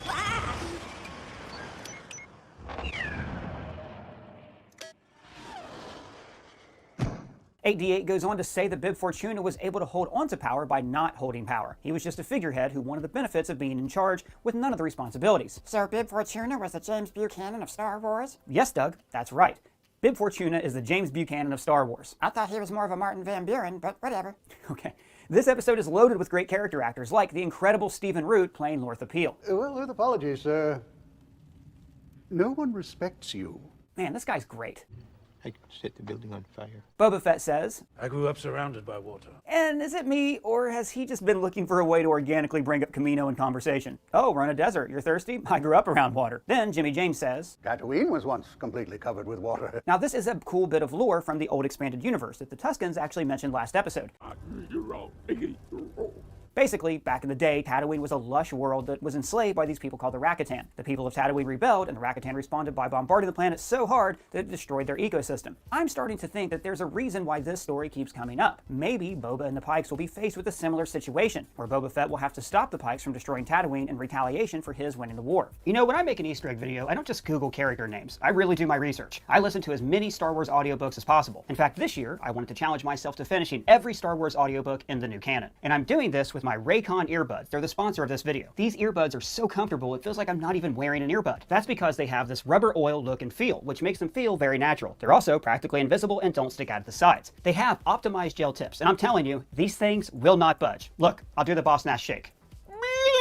Like this. Yeah, they're still in. These everyday earbuds have a built-in microphone and a 32-hour battery life, good for 8 hours of continuous playtime. Plus, they're noise isolating, so you can really focus on whatever Screen Crush video you're watching. Raycon earbuds also start at half the price of other premium audio brands, and they come in 5 different colors. They make a great gift for others or for yourself. Hey, because it's a new year, treat yourself. So if you're interested, go to buyraycon.com/screencrush and get 15% off your order, or click the link in the description. And if you find out they're not right for you, they have a 45-day return policy. Back to the Easter eggs. Lortha Peel, no relation, asked him to fight off a band of street youths that robbed him. They are half man, half machine. He's more machine now than man. So Boba decides to actually learn about the city that he now rules. On the street, we see some Jawas and the homeless Aqualish that I mentioned before, and then we see my new favorite characters in the show, the cyberpunk street gang with 80s Dayglow bikes. Josh Millman on Twitter points out that they seem to resemble the mods, with a little cyberpunk influence from 1960s England. At least one has a British accent, another with a long jacket, and their speeder bikes look like the GS scooters with all their mirrors. I loved how the leader had this 80s hairdo, in keeping with the time period Return of the Jedi was made, since everyone in Star Wars always seems to have contemporary haircuts, kind of like Pelly's Dana Barrett perm in The Mandalorian. And speaking of Kelly, we catch a glimpse of her here with her pit droids. Thanks James McClintock on Twitter for that observation. Boba calls her Dank, which is part of the curse word Dankferic, which we hear a lot in The Mandalorian. Dankferic. Dankferic. Dankferic. And this guy's droid eye seems like the one we saw a Nemoidian crew member wear in The Phantom Menace. They've gone up the ventilation shaft. I really liked how Boba handled this situation. Instead of just trusting the merchant class, he inquired, he learned new information, he gave jobs to the jobless, created a fair pricing index, and proved that he was a man of the people. Vote Boba in 2022. Boba says, "Rest of you gather up your GAC, follow me." And get this, according to Lucasfilm Creative Arts Manager Phil Sostak, GAC was a common word used among the crew members.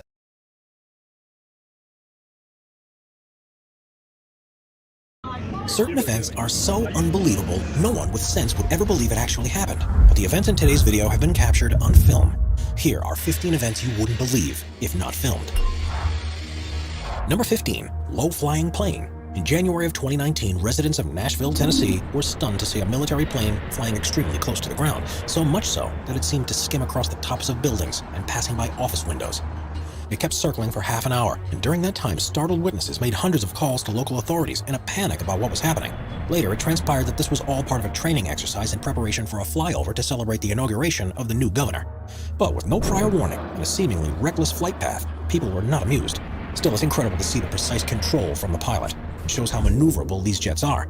Unfortunately, in the end, the actual celebration flight was canceled because of poor weather conditions, so the rehearsal and the fear it caused were all in vain. Number 14, sinkhole opening in a road.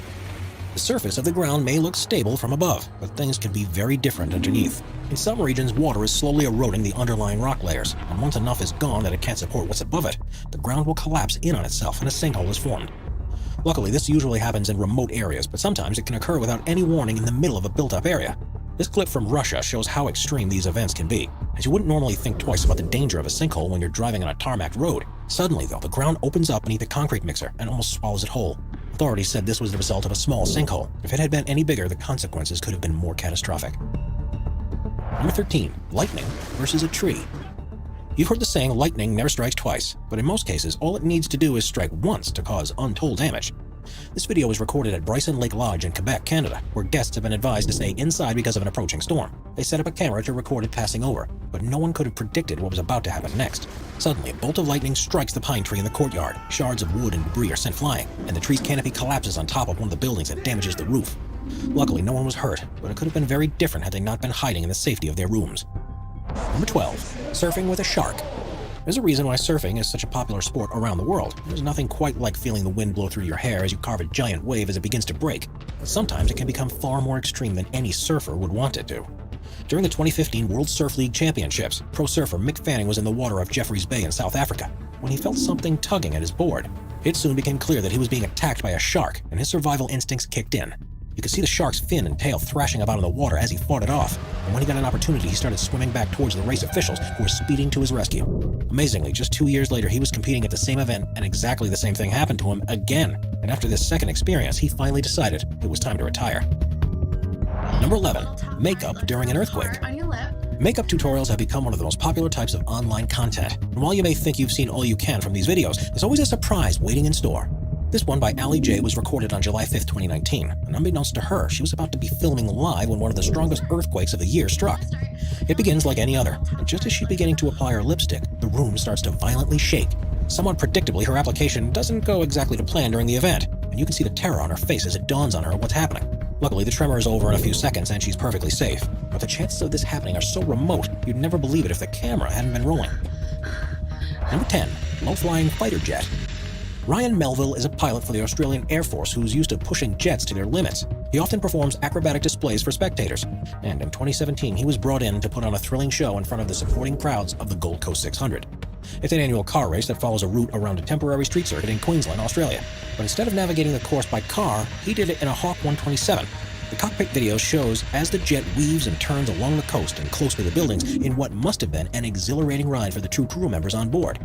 It's insane to see them flying so low and close to a built-up area, and it's incredibly rare to see someone attempting to do this anywhere in the world. Number 9, Burj Khalifa base jump.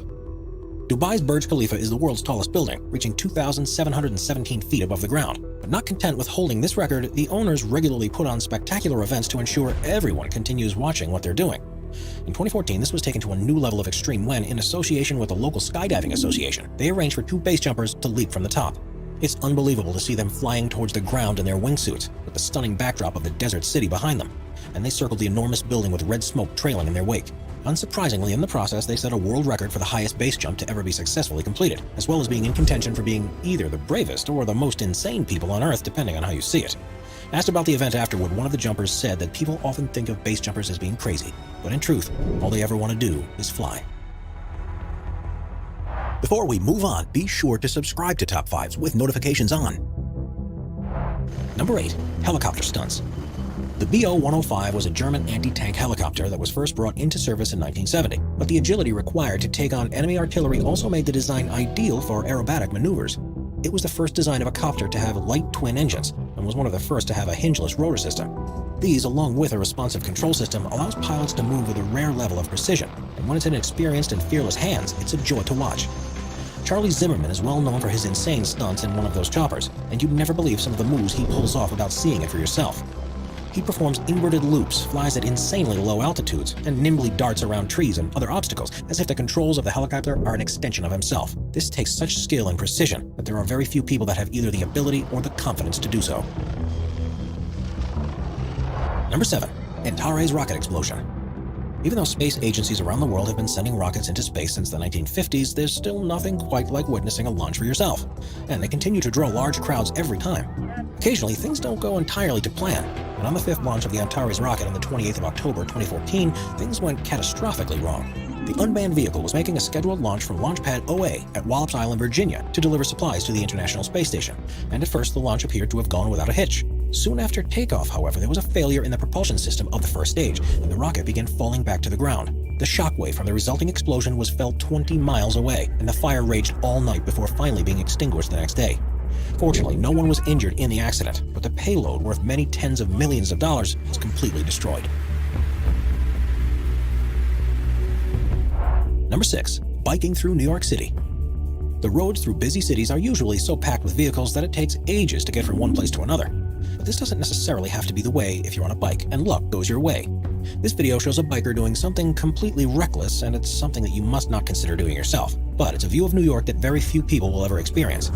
Beginning in Manhattan, he races through the streets towards Brooklyn and doesn't let up his speed except for when the roads become too congested for there to be any route through. He twists and weaves past pedestrians, other vehicles, and flocks of birds, and the number of near misses are insane.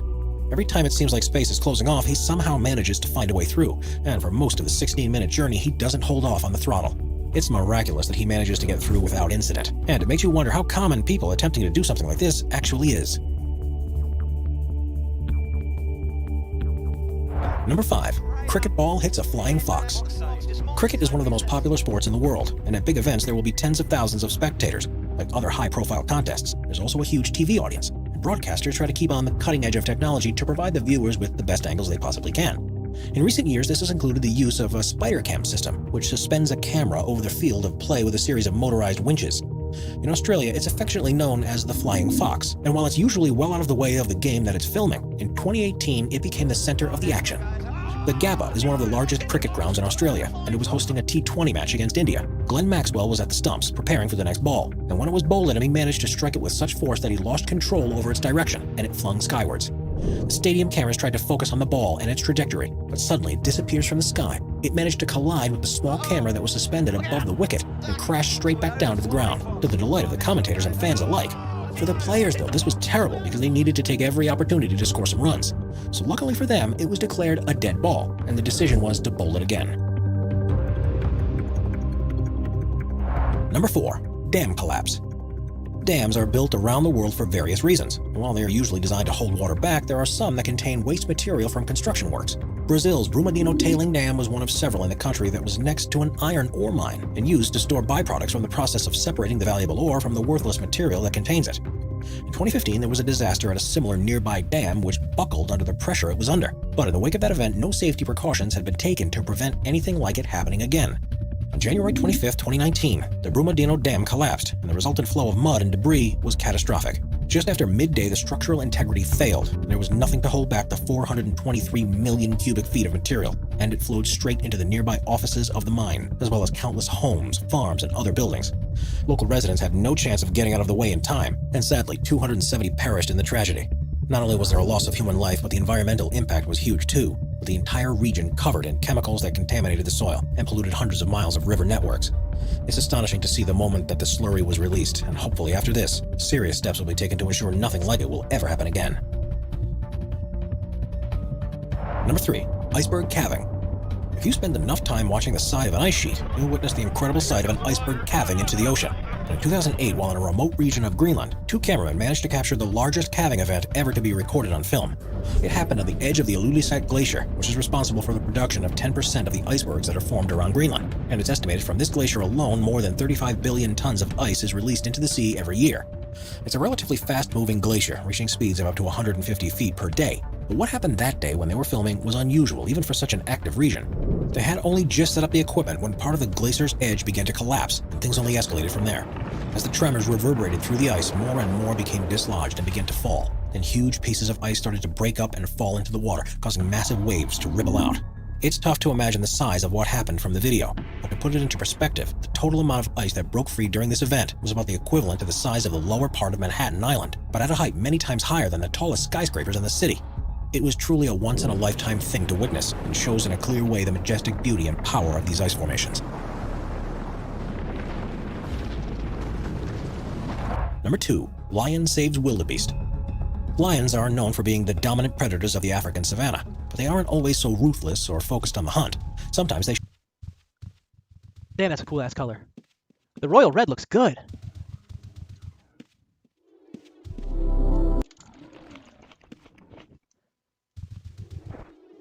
Yeah, fire aspect I think is actually, once the bard's built, I think it's better for farming than the, what's it called? I think fire is better for farming until you're doing super high-end mobs. So, but before the character's built, Lyric's better because it helps you piece and Discord mobs sooner. So I did Lyric first on the server because it was back in the days where it was like I wasn't just 42K. Let's go buy some more tickets real quick. I like to spread my ticket purchases out. Let's run there. I feel like exploring the world. I don't know if you can steal the boat. You could try and board it. I think you say embark, but I don't think you could just board someone else's boat without permission. If you had another boat, you could hop in your boat and then sink theirs. You can blow them up, sink it, and if that's the case, you blow it up and sink it. Then you can you have to charge. You can charge them a fee to take their boat. That they have to pay you to get their boat back or something. It's weird. I don't understand the boating. How you like they have to pay a ransom to get their ship back or some shit. I don't know what it is. You have to ask a master boater. I'll be a master boater soon. I'm gonna start boating. Whoa, Nathan of AWN is gray. What's up, Nathan?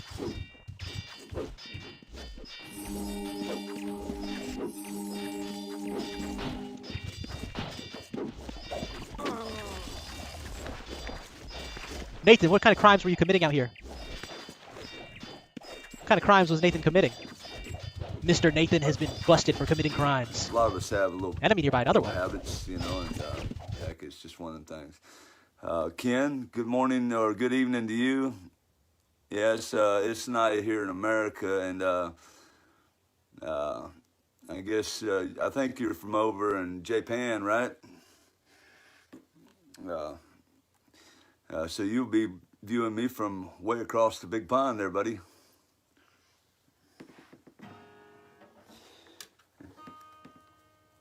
And that, to me, is pretty cool. That's technology right there.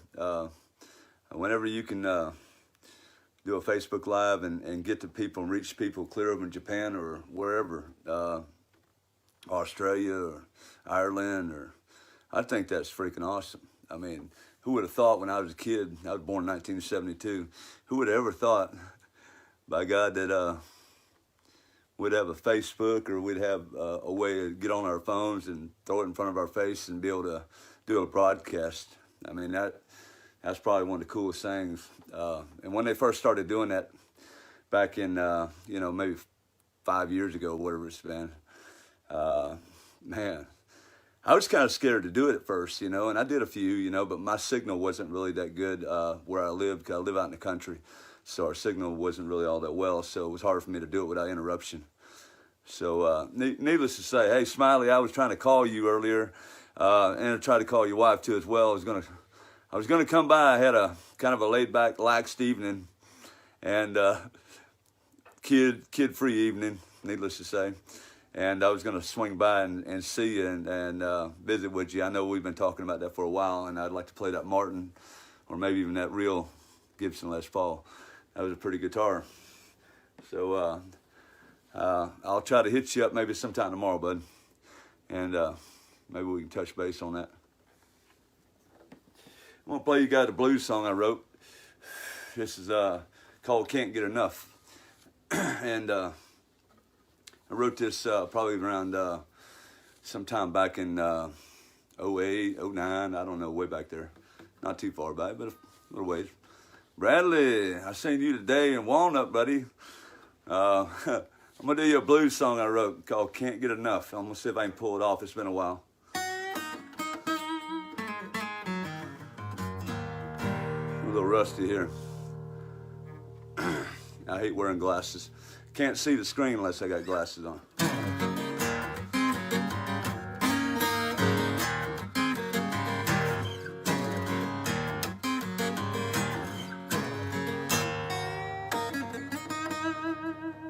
When I woke from my sleep, two watery eyes staring back at me. My mind was foggy, so hard to see. But you know I wanna lay back down to sleep. But you know I gotta get up, though I'm feeling rough. Gonna get through this day, but it's gonna be tough. Everyone says hi, trying to lift me up. Maybe it'll sink in, but it ain't fast enough, no. Say get better, Lord, it's hard to believe. Truth is, I just can't see when it's bad, it's bad. Or when it's good, it's bad. But you can't.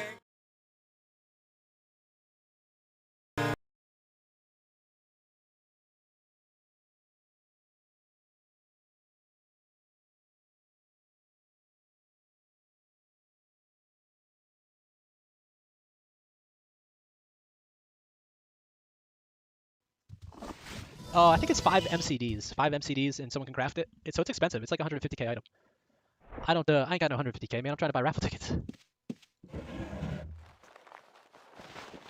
Alright. What?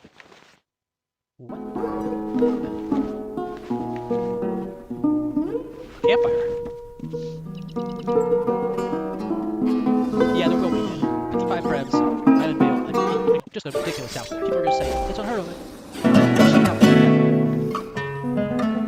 Now I'm debating what mount to put it on, because I'm not sure if it's a polar bear mount, maybe a grizzly bear mount actually. If I look it up grizzly, I might look at a grizzly bear mount. Maybe a grizzly bear mount, so I might have to unlock a grizzly bear mount.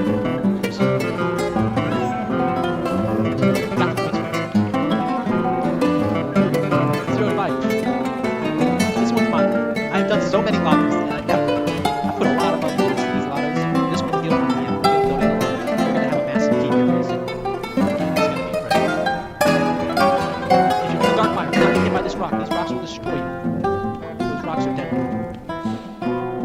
Sandler, dude, welcome. Thanks for becoming a member, man. Much appreciated. So be sure to join our Discord if you want to get some players. We've got a good group of people, great group of friendly players. Have you done that before? Was it? I know like a couple of those rare rounds. I think like one player, like a player bought one ticket, and it was like 10 tickets or something. Much appreciated, Zero. I'll take that. I'll accept the friendly. That's fair enough. I bet they must be selling a ton of tickets. Housing is so expensive. You gotta play it smart. I don't want to aggro everything over here. Hide behind the wall, kill things one at a time. Got a big ass demon in there. He means business.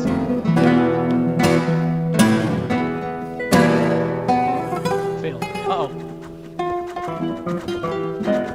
Caught it.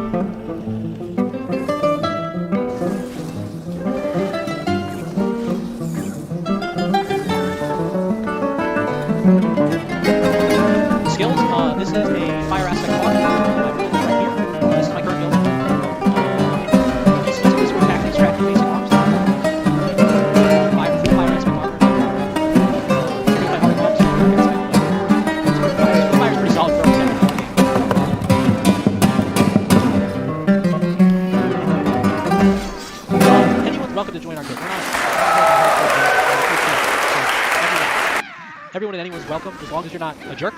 You're not stealing or killing from guild members, and you're welcome. This video is brought to you by it's just a very Captivating History.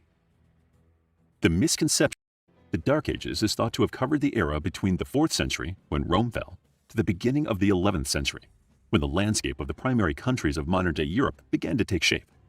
In terms of the Dark Ages, most historians agree that the label is a misnomer. The term Dark Ages was coined by an Italian scholar named Francesco Petrarca, better known today as simply Petrarch. He believed the literature and innovation of this period were stunted when compared to the Roman Empire, perceiving the era to be void of the culture and progressiveness that existed in Western Europe before the Roman Empire lost control of the continent.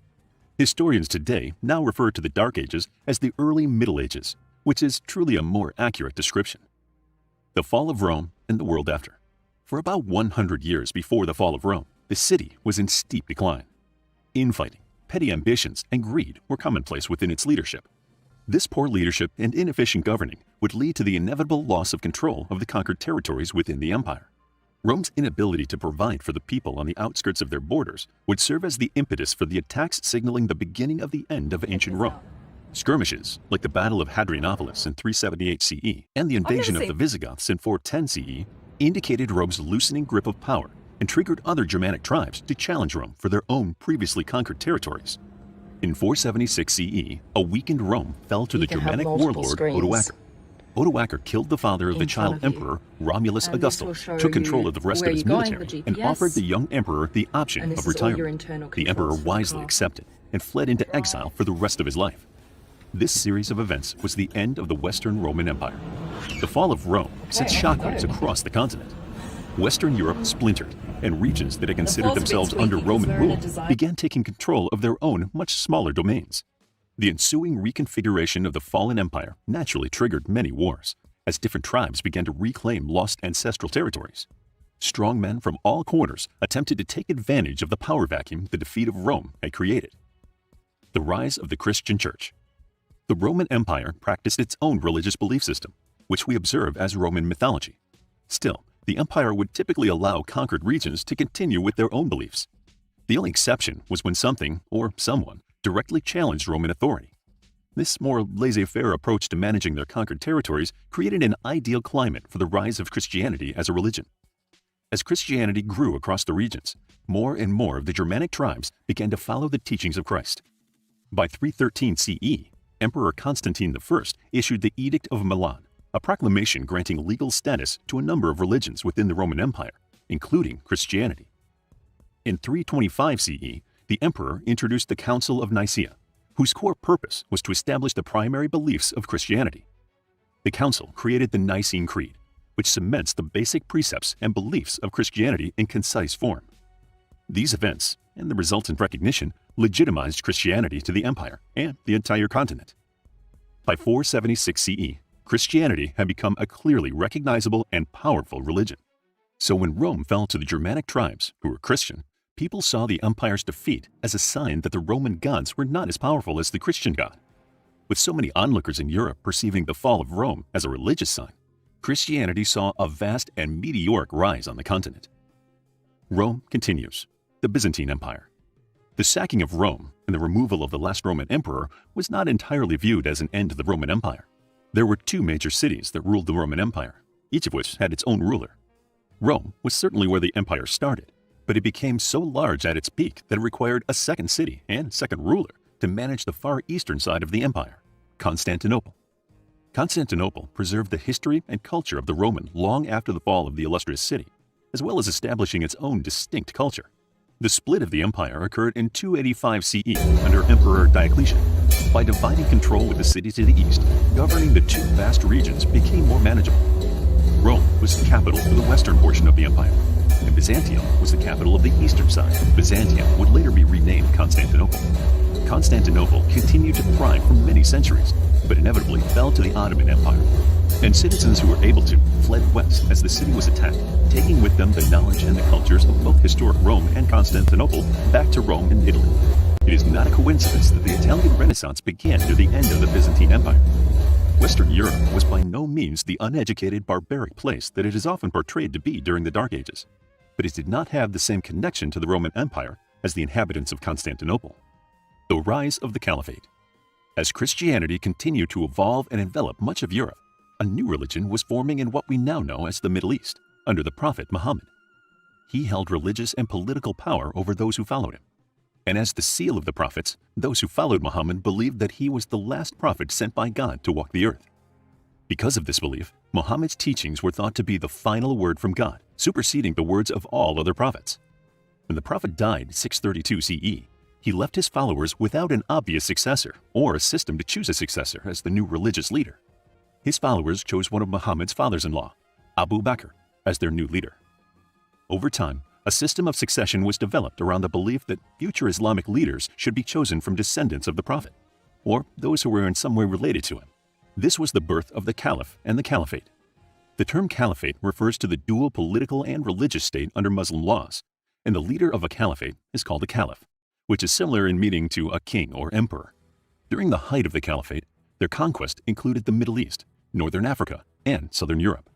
The religion of Islam was adopted and spread to the areas under the caliph's control. However, the general population was not necessarily required to follow it in that period of history. The Caliphate Empire tried to extend into Europe, but it soon found that they were no match for the Germanic tribes that had adopted the military tactics of the Roman Empire. The Muslim army did have some success, however. They made their way largely unchallenged across what would one day become Spain between 711 to 713 CE. The Lombard Kingdom. The Lombards were a particularly interesting Germanic tribe, originating in the area around Scandinavia, but eventually migrating down to Italy where they ruled for sporadically over 200 years. A handful of leaders were successful in expanding their kingdom beyond their original humble beginnings. The Lombards were one of the Germanic tribes that were part of the Great Migration, a period believed to be about 100 years, between 376 to 476 CE. These tribes began to move and settle into new regions, and like many other Germanic tribes, the Lombards sought to find a place that was more shielded from the Hun, a warlike Asiatic nomadic people who ravaged Europe in the 4th to 5th centuries. They settled in an area just north of the Danube region. By the middle of the 6th century, the Lombards' leader, Alboin, rose to power. Unlike previous leaders, Alboin took a greater interest in developing a more impressive and organized military system, establishing a military that was based on kinship. The head of each unit was a member of the nobility, such as a duke or a count, and the people under them were largely related to this leader. This was designed to provide a better connection and sense of camaraderie between the soldiers and their leader. In 567 CE, Alboin, his army, and their allied tribe, the Avars, ended a 20-year war with their enemies, the Gepids, by killing the last king of that tribe, Cunimund. Following that victory, tensions surfaced between the Lombards and the Avars. Instead of instigating another protracted war with no guarantee of success, Alboin decided that it was time for his people to leave the area. Since a portion of his military had served in northern Italy, the recommendation was to resettle there. The men remembered the region being very green and fertile, which served as an ideal location for reestablishing their agrarian lifestyle. Alboin and his military had greatly benefited from the years of war and service to other tribes, and the remains of the Roman Empire. As they progressed across northern Italy, the Lombards were able to easily take control of many of the cities in their wake. To be fair, there wasn't much resistance against them. The exception to this was Pavia, where the Lombards spent 3 years fighting before they finally were victorious. Their march and subsequent subjection of Italian territories were complete by 572 CE, and the Lombards had nearly all of Italy under their control. Charlemagne, one of the most noteworthy names to come from the early Middle Ages, was that of Charlemagne. His military prowess alone allowed him to conquer a considerable portion of Europe. Despite how impossible a task it seemed, Charlemagne was able to not only take control of the region of his people, but to conquer the surrounding regions that had become territories of other Germanic tribes. His ability to attract followers and lead his people to victory became legendary, and for a brief period in history, it seemed he might even be able to accomplish what no one thought would ever be possible again: build an empire that would rival that of Rome. Charlemagne was born in 742 CE as the scion of the small kingdom of the Franks, who lived in what is now Belgium, and became king in 771 CE, when his brother and co-heir to the throne suddenly died. Charlemagne had taken an interest in the military at an early age and proven himself an expert tactician and leader, and it did not take him long to apply his knowledge to expanding Frankish control. A year after the death of his brother, Charlemagne led a campaign into non-Christian enemy Saxon territories and attained complete control over the former Saxon territories, and in the process forced the Saxons to conversion to Christianity. Charlemagne appeared destined to push his control into other regions. Turning south, he took control of Italy. and in 778 CE, he led an army into Spain and began to drive the Muslims out of Europe. Within 12 years, he was able to unite a large swath of Europe under Frankish control. Unfortunately, when Charlemagne died, his military prowess and inspirational leadership could not be matched by anyone succeeding him. The empire that he had begun to construct quickly fell apart without him. If you want to discover more about the Dark Ages, then check out our book, The Dark Ages, a captivating guide to the period between the fall of the Roman Empire and the Renaissance. It's available as an ebook, paperback, and audiobook. Also, make sure to grab your free Mythology Bundle ebook for free while it's still available. All links are in the description. If you enjoyed the video, please hit the like button and subscribe for more videos like this.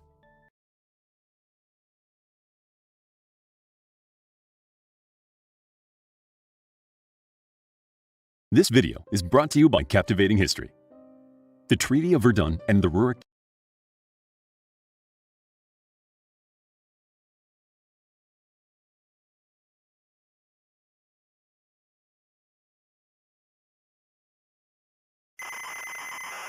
LW. Who was LW? What were these strange words? By the sound of it, LW was under the impression that someone had stolen his house. Back at school, Ken decided to discuss these antics in the staff room, perhaps see if anyone had any ideas on these strange happenings. Most dismissed it as some kind of prank by a friend, or even someone breaking into the house. But the English teacher, Peter Trinder, had a different, more inquisitive view, mainly sparked by the words seeming to fit with 16th or maybe 17th century English. Another interested party was John Cummins, who lived in the village but worked as a solicitor out of London. It was he voiced the need to reply to whatever this was. And so, with the crisp snap of winter still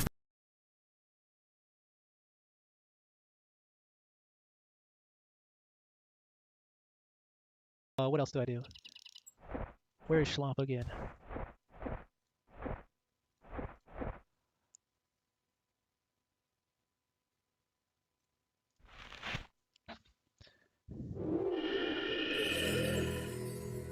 Help. Titles. I want to be notorious. Notorious. Your Oreo, please wait over here. No, it isn't. Well, that's weird. Alright, whatever.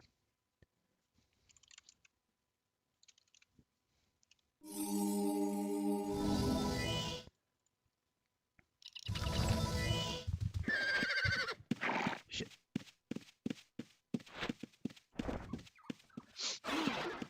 We got this. Oh wait, we got a group.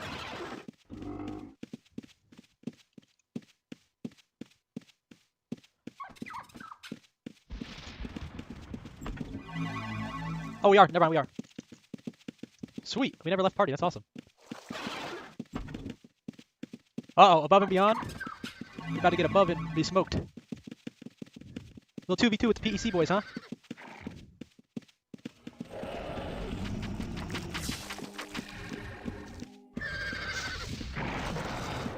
Well, I'm about to take a dump.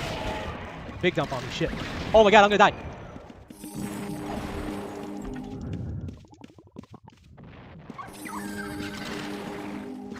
Oh shit. Oh shit, I'm gonna die. Holy crap, those guys did some damage, boys.